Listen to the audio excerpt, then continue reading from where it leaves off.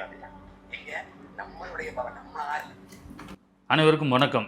நாம் இன்னைக்கு 2 நாளுக்கு முன்னாடி நீங்கள் பார்த்துருப்பீங்க, இந்த ரீல்ஸ் அரசு சேலம் மாவட்டத்துக்கு குடிநீரை தடையற்ற 24 மணி நேரமும் தடையற்ற குடிநீரை நாங்கள் வழங்க போகிறோம் அப்படின்னு சொல்லி ஒரு ரீல்ஸை தொடர்ச்சியாக போட்டுட்டு இருந்தாங்க. எல்லாம் பார்த்துருப்பீங்க. எது செஞ்சாலும் ஏதாவது ஒன்று செஞ்சுட்டா உடனே அதை ரீல்ஸாக போட்டு பாருங்கள் நாங்கள் என்ன பண்ணிட்டோம் பாருங்கள் அப்படின்னு எல்லாருக்கும் சொல்லிடணும் அப்படிங்கிறது தான் அவங்களோட முதன்மை குறிக்கோளாக இருக்கிற ஒழிய அது சரியாக தப்பா அதோட பின்விளைவு எப்படி இருக்கும் இதெல்லாம் அவங்களுக்கு தெரியல. ஏன்னா அதுக்கப்புறம் அண்ணன் சீமான் அவர்கள் ஒரு அறிக்கை கொடுத்தாரு. அந்த சூயஸ் நிறுவனம் இப்படி தண்ணீரை வழங்குறதுல இருக்கிற பிரச்சனையை பற்றி ஒரு அறிக்கை கொடுக்குறாரு. கொடுத்த உடனே இதே ரீல்ஸ் மன்னர்கள் என்ன பண்ணிட்டாங்கன்னா ஓடி போய் ஐயோ இதுக்கு எங்களுக்கு சம்மந்தம் இல்லை, இது போன ஆட்சி காலத்திலேயே திமுக ஆட்சி காலத்திலேயே கொண்டு வந்துட்டாங்க, அதோட தொடர்ச்சி தான் இது, அதில் தான் நாங்களும் இந்த ஒப்பந்தத்தை கொடுத்துருக்கோம், முதல் ரீல்ஸில் நாங்கள் தான் தண்ணியே கொடுத்தோம், ஏதோ வானத்துலேருந்து மழையை பொழைய வச்சு தண்ணியை கொடுத்தா மாதிரி போட்டு தந்தாங்க, அதுக்கப்புறம் இந்த அறிக்கை வந்ததும் எங்களுக்கு அதுக்கும் சம்மந்தம் இல்லை அப்படின்னு சொல்லி அதை மழுப்புறாங்க. இதுதான் தாவேகா நிர்வாகத்தோட நிலைமை. எந்த நிர்வாகமும் தெரியாது, எதை பற்றியும் சிந்திக்காது ஒரு ஆட்சி நடக்குதுன்னா அது இந்த தாவேகா ஆட்சி தான். நீங்கள் சிந்திச்சு பாருங்கள், இந்த சூயஸ் நிறுவனத்துக்கு 1035 கோடிக்கு இந்த இந்த இந்த ஒப்பந்தத்தை கையெழுத்து போட்டிருக்காரு ஐயா விஜய் அவர்கள். இப்போது இந்த சூயஸ் நிறுவனம் இதில் 400 கோடிக்கு மேலே முதலீடு செய்யுது. மிச்சம் மத்திய அரசு கொஞ்சம் மாநில அரசு எல்லாம் சேர்ந்து 1035 கோடி இதோட மதிப்பாக வருது.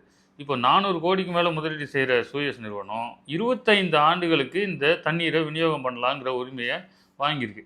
அப்போது அந்த 25 ஆண்டுகளில் இப்பயே கணிச்சது எவ்வளோன்னா ஒரு 3600 கோடிக்கு மேலே பராமரிப்புக்கு மட்டுமே செலவு பண்ணுவாங்க அப்படின்னு இப்பயே அந்த ஆணையிலே தெரிவிக்கப்பட்டிருக்கு. அப்போ சூயஸ் நிறுவனம் அதுவும் இப்போ ஒரு 400-450 கோடி, அப்புறம் ஒரு 3600 கோடி, ஏறக்குறைய ஒரு 4000 கோடியை சேலம் மக்களுக்காக தண்ணீரை கொடுப்பதற்காக செலவு செய்ய போகுது அப்படின்னா அதை எப்படி திருப்பி எடுப்பாங்க அப்படிங்கிறத மக்கள் சிந்திக்கணும்.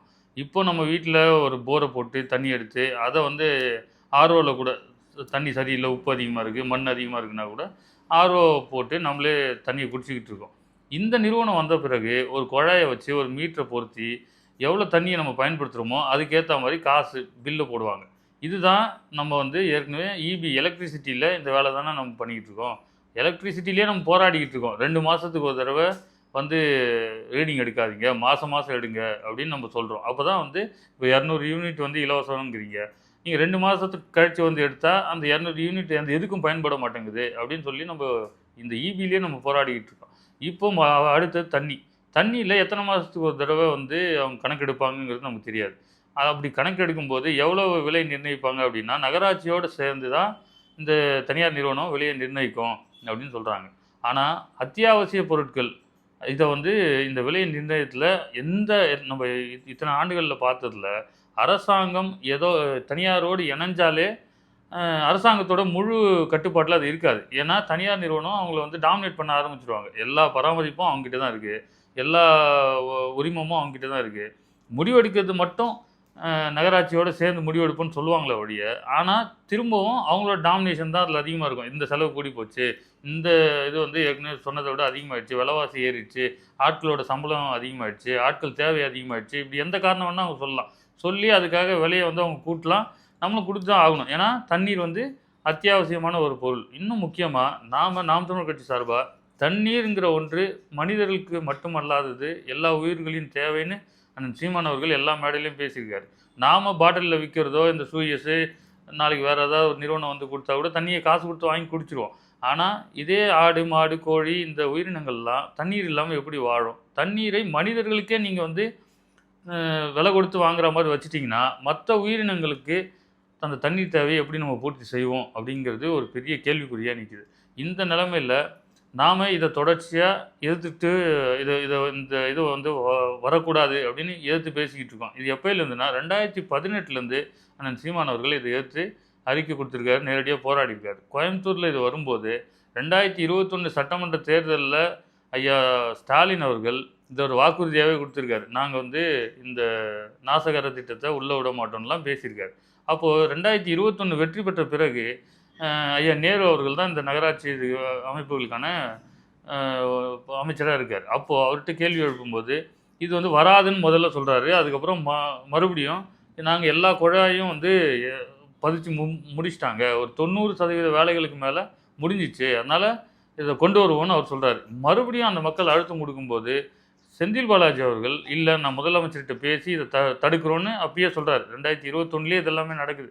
அப்போது இப்போ வந்து திமுக இது ஒரு தவறான திட்டம், இதில் மக்கள் பாதிக்கப்படுவாங்கன்னு இப்போ திமுக பேசுது. ஆனால் இந்த திட்டத்துக்கு மூல காரணமே திமுக தான்.